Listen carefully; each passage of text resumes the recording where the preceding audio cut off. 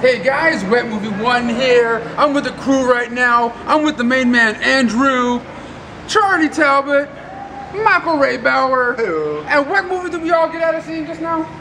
Iron Man Exit 3. to Eden. Avengers 4. I love that Rosie O'Donnell. No, but we just got out of seeing Captain America, the Winter Soldier. Yes. What did you guys all think about it? I felt that it left stuff to be desired, like a movie. Women do that as well.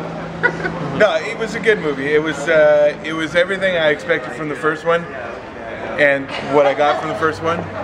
And Chris Evans did a good job. I think the audience really was the winner here tonight. I thought it was a worthy sequel to the first one, but the only thing is, the bad guy of the film, the Winter Soldier, wasn't as cool as like a Bane or wasn't gonna say like a Joker or anything like that. It wasn't like he wasn't as hardcore as some of these other characters in other movies. He was pretty hardcore to me. He was an ass kicker. No, he was, but like the actor was. Like it just didn't seem like his face is really, too soft. Yeah.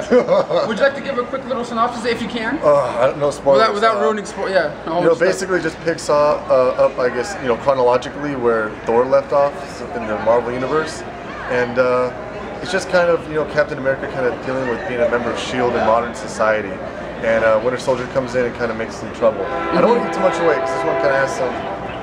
Yeah, so a lot of twists and turns in there. But what do you guys think about the action in this film? If you really wanted to see Captain America fight a G.I. Joe, then you've come to the right movie. Because it felt a lot like G.I. Joe, is what it felt like. But again, it was a solid movie for what it was. It's a good piece to the puzzle.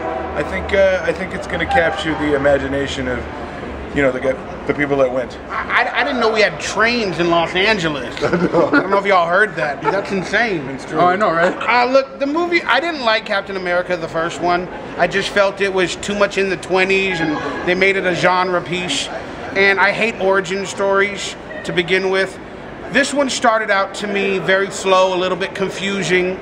But once it caught its groove and it went into a political nature, some people, conspiracy theorists, believe that companies like Hydra and all that, they want to take away freedoms in life and stuff like that. And this is what this movie dealt with in terms of if you're willing to give up a little bit of freedom for security, then you shouldn't have neither.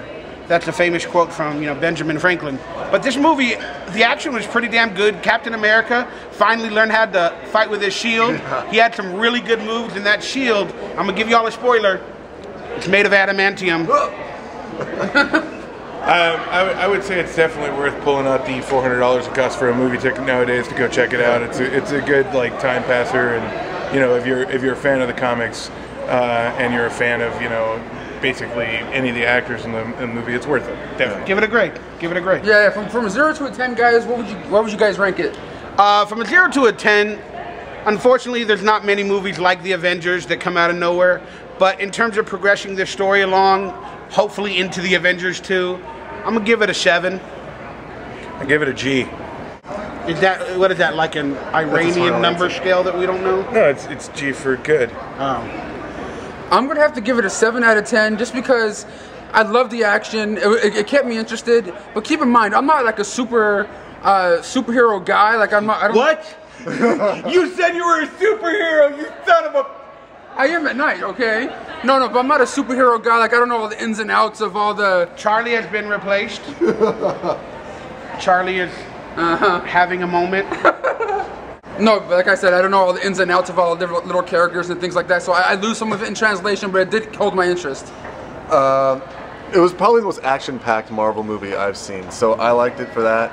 And they did a lot of tipping of the hat to Marvel characters and different things in old Marvel movies. So for that, I'll give it like 6.5, 7. All right. I would have to agree with that. I would tell you there was a lot of action. It really showed me how to assassinate a Marvel character. I like how you're smoking with the non-smoking thing right next to you. Well, I already know how to kill myself. On a Scarlett Johansson hotness scale, I give it about a 9.5. She spoke with her Jersey accent. She spread her legs a couple of times. Yeah. And they had a close-up of her right eyeball, which really turns me on. Yeah, I would have to give it a little bit of a shaboing boing in that moment. Butt was a little flat in this one.